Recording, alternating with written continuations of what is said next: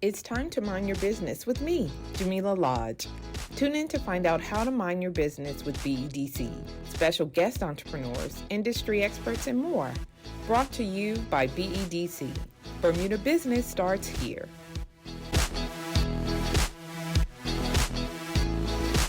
So welcome to Mind Your Business. I am your host, Jamillah Lodge, and I'm pleased to have the narrative research team here. I have with me Graham Redford, who's the managing partner, and Margaret Chapman, COO and partner of narrative research. Welcome. Thanks so much for having us. So today we're going to talk about the Omnibus Survey. And so I'm going to give you an opportunity to tell us what that is and why you think it's important. Who wants to take that question? You can start. Ladies first. Well done, Graham. So the Bermuda Omnibus is a quarterly survey, and we go out and ask people for their opinions, and we do this for a couple of reasons. One is we have subscribers who want to find out information about what people are thinking, saying, doing, feeling, to quantify how many people are doing certain things, to better understand if their ideas would resonate with people, to kind of understand what the market is like. But we also do some public opinion work that we release publicly just to make sure that people have a little bit of a sense of what's going on the island. So we do it in a couple of ways. We go out by phone. So every quarter we phone a whole bunch of people. And many of your listeners may have heard the phone ring, and it's narrative research. It's legitimate research that's being used for It's not really spam. Good. It's not spam, and we will never try to sell you anything. Right. And we have really strict standards for making sure we protect our respondents' information as well. Okay. So we're going out by phone every quarter, talking to at least 400 people. Okay. And then we go out online as well through our Bermuda Voice panel, which is online. And we use that for when we want to show people visuals or get them to read more detailed information and provide their feedback on that, or if we want to make sure that people have lots of time to consider their answers and type in more detailed responses. So people can join that panel and have their say anytime through our website. Okay. And so I would imagine that you've been doing this for a long time. Approximately how long have you been? We started in 1998. What? Every quarter since. And so that's a lot of data. It is. And so I would imagine that you've seen trends, and you almost can be like fortune tellers, where you can be like, yep, we've seen this happen, so we know what's going to happen next almost. How do you use the data that you capture? Companies use the data in a lot of different ways. Typically what I want to do first is actually just backtrack a bit. Okay. Because I think it's important if people understand why we started the service. I do too, yeah. And it's interesting because prior to opening Total Research Associates, which is what it was called when we first opened, I was doing a lot of corporate consulting through Total Office Management. And we were doing a lot of business rehabilitation work, and I was going into troubled companies to try and turn them around.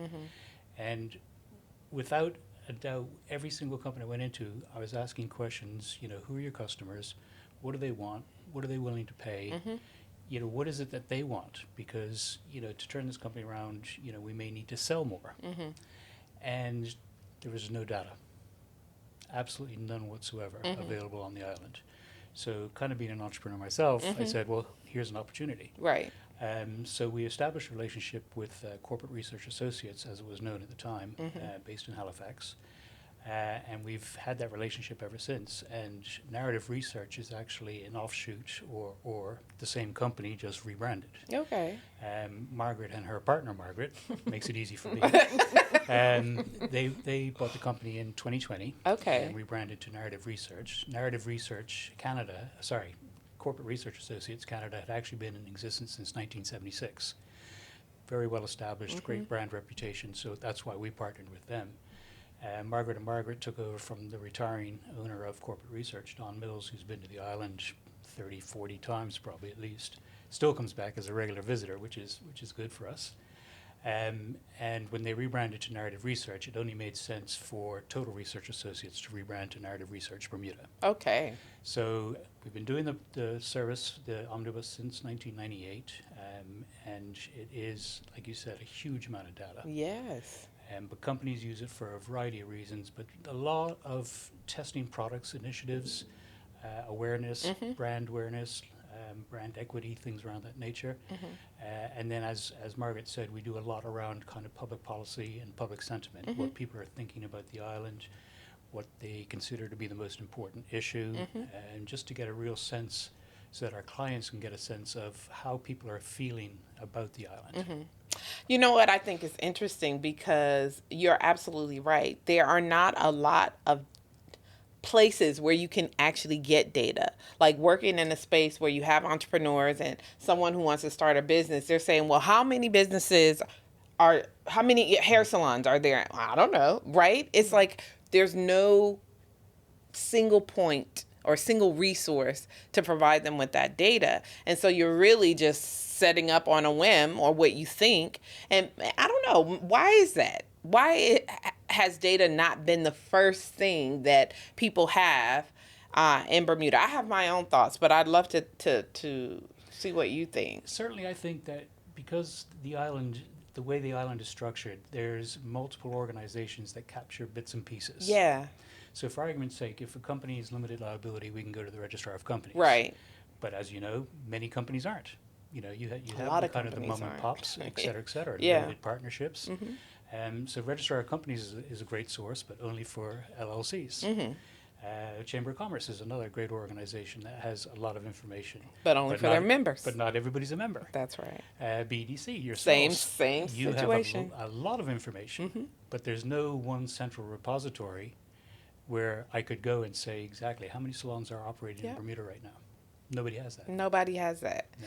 So, I mean, we recognize that, because a lot of times, a lot of the work that we do, we need the data, and we're going out to, like you said, the various departments to try to capture what we can. But again, I don't think that a lot of organizations understand how important capturing that data is. So from your perspective, how important is capturing the data and using that data to help drive the decisions you make for your organization?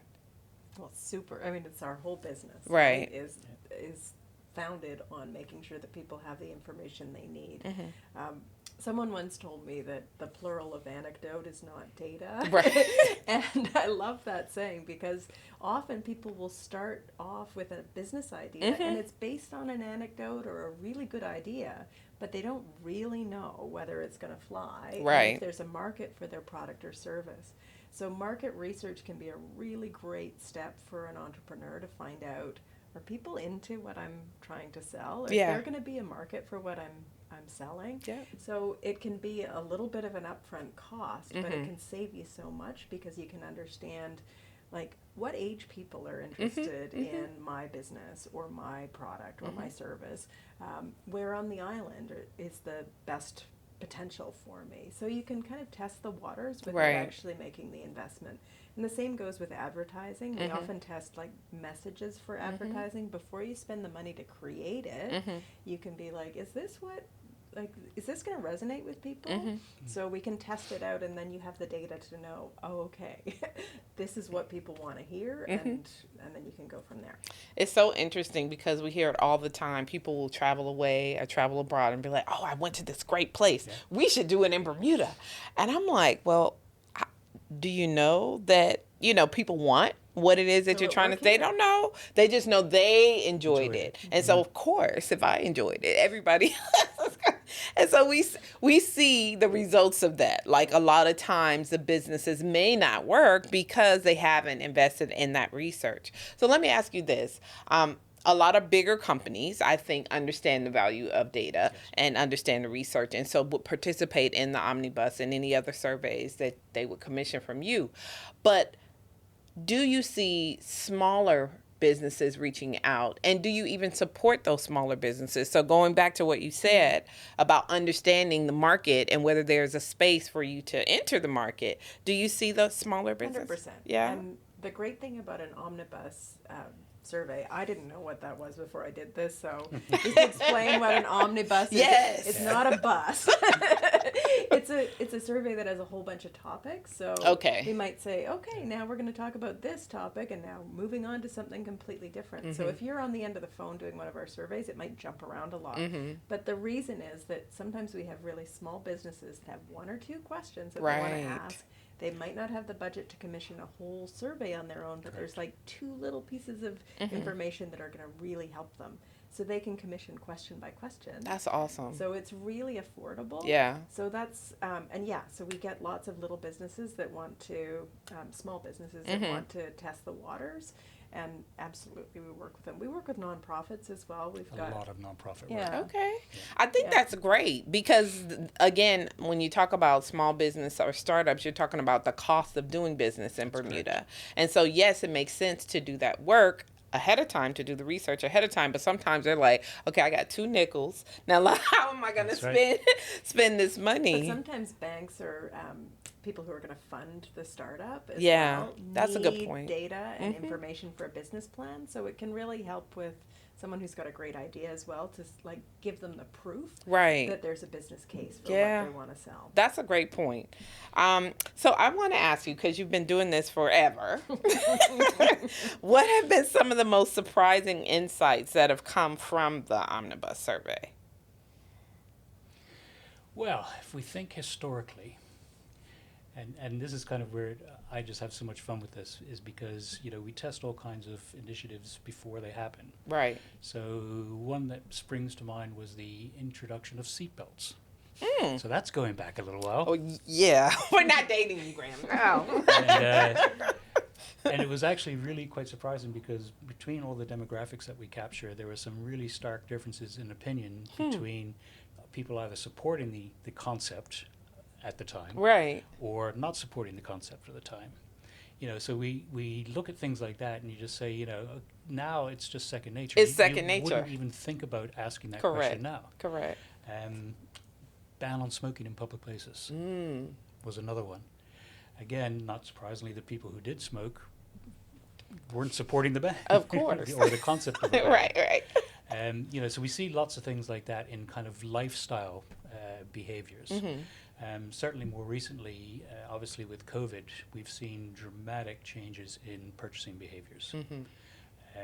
How people are shopping, where people are shopping, and then Margaret will probably talk a little bit to the economy because that's her favorite subject, and kind of how that's really affecting how people are behaving right now. And all of that is important data because if you're a small business owner and you're trying to sell your widget, you need to know that people are in the mood to buy that widget. Can they afford that widget? So all of these things, and one of the things I always say to clients who come and say, I really want some information, but I don't have that budget. Right. There's also ways that they can capture information themselves. Okay, and you tell them? Absolutely. Well done. Absolutely. It's not all about us being in business for ourselves. Right. Obviously, we would like to make a profit every year. Some years we don't. Simple as that. There's an element of public service to this as well. I would agree. So, if you have a small business owner come and say, I really need to find out, let's use your salon as an example. So, no, I can't tell you how many salons there are. I can't tell you what the annual turnover is from those salons. I can't tell you how many average customers they have. And I can't tell you what the average price is for a perm or a coloring or whatever it is you guys do. I'm not even sure about that. Perm? I'm like, So that's dating myself there, right? yes. Okay. So the gray hair comes down. So, but all of those things are important for that Right. person to know before they open their business. So there's a lot of things that they can go out and do themselves to try and get that information. right. So sometimes we have to say, look, this is where you need to go. This is what you need to do. Go and get that data because that's going to be important for you as you try and put together your business plan. Right. As Margaret referenced, a lot of the financial institutions, BEDC as well, require a solid business plan before financing will, and it's even more important now because certainly the banks are a little tougher. Yeah. So to get that financing, you need the business plan. To get the business plan, you need some idea of what your volumes are going to be, what your overheads are going to be, what location, where am I going with this? That's right. That's Yeah. right. So again, Just defining your market. yeah, absolutely. So we do have actual customers that have been with us since 1998 that started on that basis. Wow. That we said, we're not the right fit right now, Yeah. but this is where you need to go, and this is the type of information you need to try and capture. Go get it, and then let's have a chat. Okay. I love that. So you get to see the progression, and you've been part of that progression, right? Absolutely. So I want to ask, what kind of trends are you seeing based on the data that you're gathering, especially as it relates to how it could impact small businesses? Well, sometimes there's some bad news in our omnibus for sure. And the last few years, there's been a lot of really strong themes around the struggles that people are facing financially on Right. the island. So we hear that through lots of different questions that we ask about the most important issue facing the island being cost of living. The amount of savings people are putting away is less and less. The kind of ways that people are trying to economize, buying less, cutting coupons, all sorts of stuff. So we're seeing quite a trend there where people are concerned about the economy, the cost of living, as well as housing. So I think that's important for people to understand. Yeah. But we're also seeing some really interesting kind of labor force trends that I think are really important for small businesses to understand. One is around people going back to work and kind of the amount of people that are working and able to work. So I think for small businesses that might be looking, for example, for part-time workers, especially part-time workers who have experience, we know from our omnibus research that there are older people who might have been retired who are now returning to or wanting to return to the workforce. Okay. Lots of experience. They may not want to work full-time, but some people may not have considered, they might think, I could maybe take on a student. But I think people should also consider taking on older people who have experience because there's a desire, we know, to come back into the workforce. And back in the day, showing up was important, right? Making time was important. So those are things that you don't necessarily have to teach, right? Because they come from a culture where that was extremely important, and loyalty, I would imagine, as well. That's it. That's interesting. That's good to know because a lot of one of the challenges that we hear when we're talking to businesses is hiring, right? Who to hire, how to hire. Issue. You invest all this money in this young person and they're like, yeah, check you later. You know what I mean? I'm gone. So I think the idea that they can get a part-time worker in someone who has been in the industry or has worked for years, has years of experience, but just wants to go back and do a couple of part-time. That's really good. Okay, let me ask you, from the survey results, how would you describe the current state of Bermuda's economy? We touched on it a little bit. And what factors seem to be the contributing to the growth or stagnation of the economy? It's challenging. It is. It's absolutely challenging. I don't think, we've seen over the last couple of years some ups and downs. Of course, emerging from COVID, things started to get better. Yeah. But then, of course, we were just hit with inflation as soon as we recovered from COVID. Right. And people kind of felt that compounding effect of costs rising in so many aspects of their lives. So the economy is challenging, but we are starting to see generally a bit of a trend upwards with consumer confidence. It's still lower than we would like to see it, and lower than kind of normal spending behaviors. So when it's on the up and up, people tend to take on more debt, tend to be more open to taking on some risk. And it's not like that right now. People are being a little conservative because they're not quite sure what's going to happen with the U.S. economy. All sorts of world events are causing them to be a little bit cautious. So for those reasons, we say it's a bit challenging right now. Right. But I think generally as inflation's starting to wane, people are starting to we're getting a little bit of a hint that people are starting to feel a little bit more comfortable. Yeah. And I think it's good that you do the omnibus on a quarterly basis. So you literally have your fingers on the pulse of the community, the society. They're telling you what they think. And I think for organizations like ours, that's extremely important data so that we know what we need to be doing to support the community and small businesses at large. So, I think from the standpoint of being able to subscribe to this, to get this information that you do anyway on a quarterly basis is great. But let's talk a little bit about the commission part of the questions, because that's something that BDC takes advantage of. Historically, we've done like full-on stakeholder surveys, like 40 pages of questions. And then we've done a general population survey as well, which can be costly.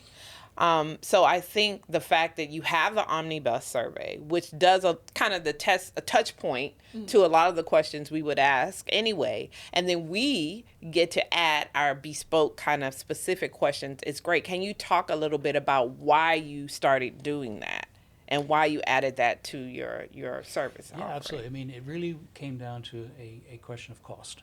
Okay.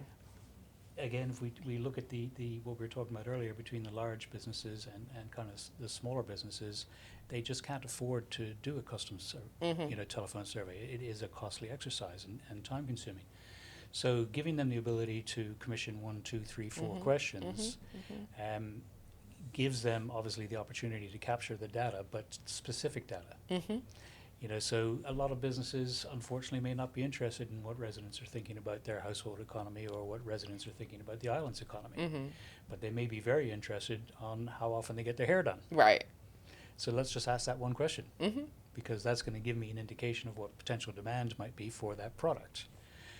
So that's really kind of what the backbone behind it was having a product that was available to businesses of all sizes. And it definitely works for us, because we're like, wait a minute, they're already asking some of the questions that we already ask, and then we can subscribe, because it's a subscription, right? Correct. You subscribe and get the results of the quarterly omnibus, Yeah. and then for any additional questions, you pay for those specific questions, right? Yeah. And the shared, it works because we only have to ask people their parish, their income, their gender, their age one time. Makes So all those sense. demographic questions We already are have. captured already, Right. And we can just ask the couple of questions that people might need. Because every business that we ever have done research for wants to know, okay, Who's answering? Who's answering? That's right. And can I be confident that this matches the population by census? Yes. And we can look at those demographics and like reassure people, but also break down the results by any of those demographics. Right. Which So- I think is important, and that's what I was going to ask you, because with data, like Bermuda has 60,000 people, and you say, well, what number of people do you need to interview or ask a question to for that data to be valid or to make sense, or for you to say, yes, this population thinks this, or the average population? What number is that? Does it Well, vary, or is it just... No, it's 400 is really the number that we Okay. feel confident with, and people always ask why. And Yeah. I ask our statisticians. We've got people with PhDs in our company Yeah. to tell us that, like, 400 is the us. number. 400 is That's the it. number. And Is it beyond- based on our population size, though, right? To a Or certain no? extent. Yeah. Okay. In fact, we do 400 in much larger populations Really? as well. Yeah. There's kind of diminishing returns beyond that. So Okay, that's people have interesting. probably heard of a margin of error Yeah. before, and that just means that if you did the same survey over and over again 20 times, 19 times you would get the same result within plus or minus 5%. Got you. If you go to 500, it only goes down a little bit. So really 400 is this great number where you can feel really confident that you've sampled a good slice of the population, have that confidence in the results. A little lower, the margin is higher, and you can't feel as confident. So 400 is a really strong statistical number. Okay. Yeah. Now, so I grew up in the States, and so when you get that call... Do not do that. But believe it or not, when I get the call in Bermuda, I sit and I answer the questions. Thank you. I don't know why. Well, maybe because I know you guys. No. Genuinely, I wondered if you think you get a higher response rate in Bermuda than in other jurisdictions. Yeah, 100%. Yeah. People are more willing to talk, and our interviewers say that people are nicer Yeah. than other places that they call as Yeah, well. it's So it's there's true. that. I'm an example. Like literally in the States, I'll be like, please don't. Yeah. But here, I will sit and I will Yeah. chat. I'll tell you why. For me, I think I really understand how the information I'm providing is being, yes, Full circle. how it makes a difference and how it's being utilized. And I think largely it's because I know the omnibus exists and I know what part we play in, reaching out to you guys to do some surveying for us. So I feel like it's helping or it's going somewhere, and it's You're not going alone. to, it's going to Yeah. contribute to the decisions that are being made in the country Yeah. versus a way where there are millions of people. I'm like, this is probably a telemarketer. They're probably going to call me back and try to sell me something. We actually asked our respondents why they did surveys. 'Cause Yeah. Some businesses say, like, who's doing this? Yeah, why would they do it? And they said exactly that. They want to make sure that, like, the respondents told us, they want to be part of decision making. Mhm. They want to hear they're curious to understand what governments and businesses are asking about, so they're kind of in the know. But they want to do some public service, right? Right. There's an element of kind of wanting to make sure that decisions aren't made without me. Right. And now that everybody knows that this exists, and let's say a decision is made that doesn't fit within the data that you're like, well, what's wrong with you? Because they told you that people are feeling this way. So why would you increase prices or why would you do these things? So I definitely think that it can have an impact. It helps companies build products Yes. for their customers. Definitely. Finding out what their customers want and need allows them to develop, a response to that. Yep. Going back, to your earlier question about, trends we've seen, bundling was never a thing. Right. Bundling is a thing, and the reason it is a thing is because customers have said they want it. They want the ease of being able to say one call, one click, Yep. and we're done here. Yep. Yep. So that is just a great example of how responding to these surveys allows companies to kind of develop products and services that better fit the consumer's needs, and those needs are changing all the time. That's for sure. I was going to say, or stop. It's like, for us, sometimes we'll develop a product or a service and we're like, nobody is using this thing. We don't know why. We thought it was a great idea. Yeah. So we ask, right? Would you, or why aren't you, or did you ever know that this, exists? Exactly. And sometimes it's as simple as we didn't even know it was out there. So That's right. for us, that means we need to do more marketing. We need to invest in letting people know that it exists. Yeah. So I definitely think that there's a need for it. There's a need for us to use the data that you capture to help guide us in making decisions to ensure that what we're doing, the people want, right? Yeah. Correct. It seems straightforward, but... So are there any key sectors or industries in Bermuda that stood out in the data as areas for potential growth or development? I mean, there's two big pillars that people continually recognize are part of the Bermuda economy. They're super important. People know that international business and tourism are super important to the economy.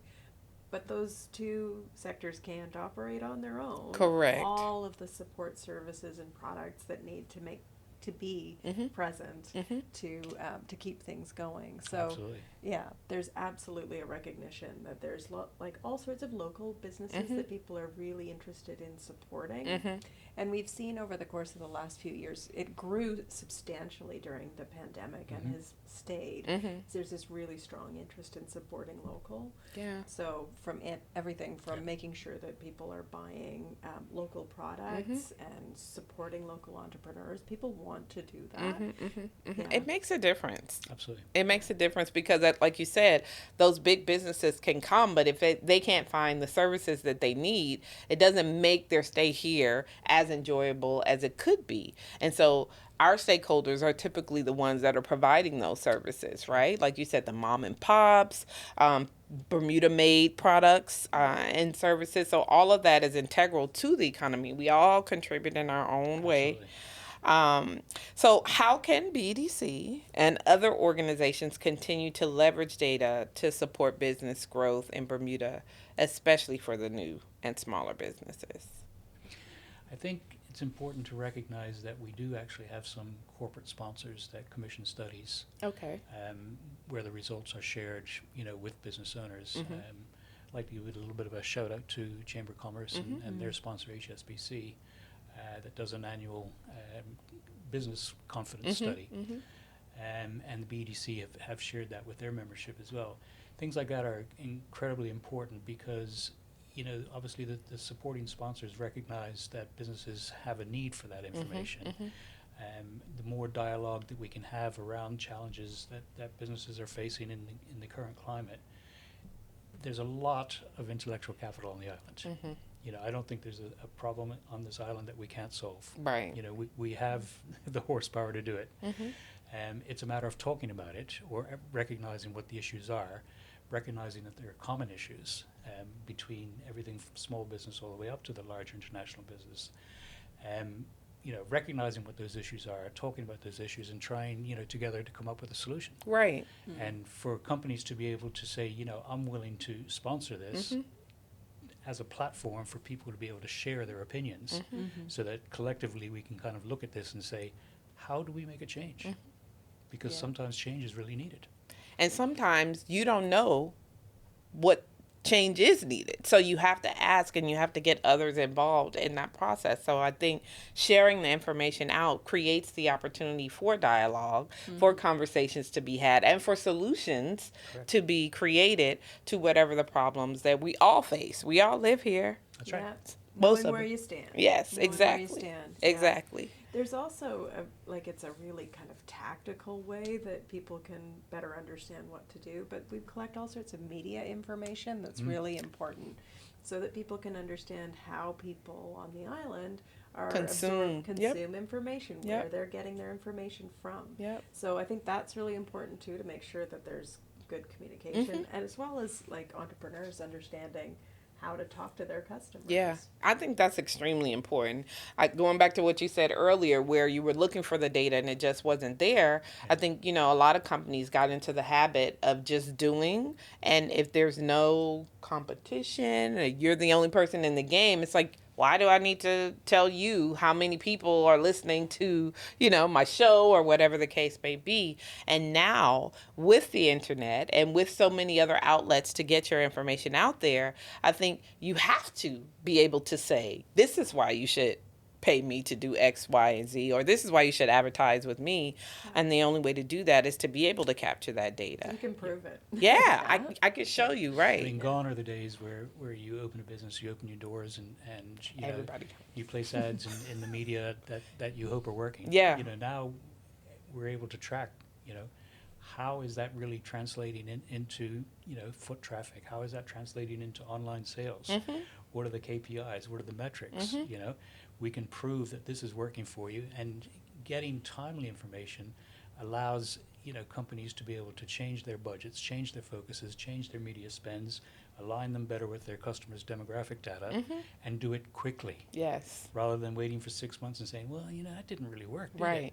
Oh, but we spent a lot of money, so it should have. Right. Not No, necessarily. it's not the it's not the money spent. Yeah. Helps people to target. Yeah. So believe it or not, that was 30 minutes. No. It was. So what I like to give you the opportunity to do is to, first of all, how can people contact you if they're interested in participating? And just maybe why they should be concerned. Why should they do this? Why should they be looking to capture this data and use KPIs and metrics to help guide their decision making? Yeah, well, if they're interested in taking part in surveys, having their voice heard, and making sure that our results reflect their voices, they can join Bermuda Voice anytime. So you can go to narrativeresearch.bm, and there's a join our Bermuda Voice panel there. So that's a great way to make sure that you can kind of contribute. Okay. But if any entrepreneurs are out there and they're kind of curious if there's a market for them, if they want information, maybe we already have that information Sometimes, that we could help them with, and if we don't, we can talk about ways that we could potentially get the information they need. Okay. So they can always reach out through, again, our website's narrativeresearch.bm, and they can contact Graham, and off we go. Perfect. I'm easy to find.